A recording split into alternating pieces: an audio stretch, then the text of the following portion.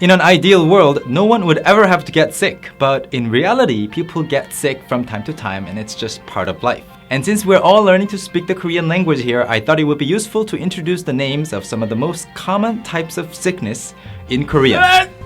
Number 1, it is 감기. 감기. It means a cold. 왜 그래요? 감기 걸렸어요.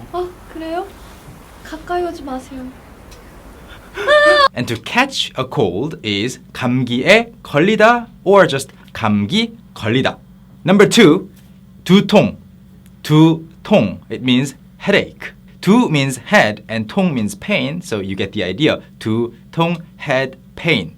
Well, sometimes you can hear people saying 머리가 아파요 instead of 두통이 있어요, but 머리가 아파요 can be a more general term, and you can also say 머리가 아파요 after you bump your head against the wall or something. So it's not exactly a headache, right? So you have some pain on or in your head. That's 머리가 아파요 in general, but when you have a headache after drinking too much, it's 두통.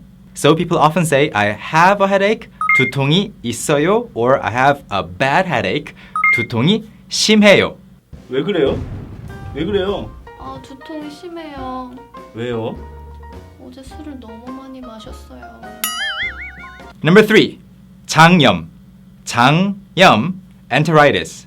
장 means intestine, and 염 means infection or inflammation. So 장염, intestine infection or intestine inflammation, 장염, enteritis. There are many different reasons that can cause 장염, so it is very common. And I don't know how commonly the term enteritis is used in English, but I hear it fairly commonly in Korean. And if you have 장염, you normally have 설사, diarrhea, and you can't really eat anything for a couple of days, which sucks. Number 4, 숙취.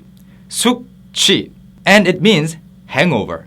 After a fun night of partying with your friends, drinking soju or beer or a mix of those two, you can have 숙취. 숙 means accommodation or to stay, and 취 means drunk or drunkenness. So you get the idea of why 숙취 means hangover.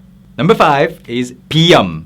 비염. Rhinitis. So 비 in this case, not always, just in this case, it means nose in Hanja, Chinese characters used in Korea. So that is 비, and 염, again, is infection or inflammation. So the uneasiness that you have inside your nose or, in the tubes inside your nose, whether it is too dry or runny, you can say it is 비염. You have 비염, 비염이 있어요. You have rhinitis. I personally have never had 비염 before, so I don't really know what it's like, but I seem to have a lot of friends around me who suffer from 비염. So it is a very common term, 비염. 이 커피향 진짜 좋죠? 글쎄요. 비염이 있어서 아무 냄새도 못 맡아요.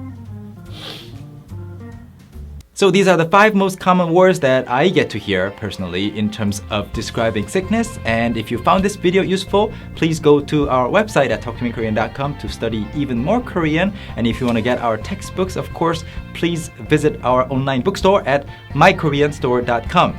Well, I'll see you next time, but if you want to know how to say a certain disease or sickness name in Korean, please let us know in the comments down below. And 안녕히 계세요. Bye bye.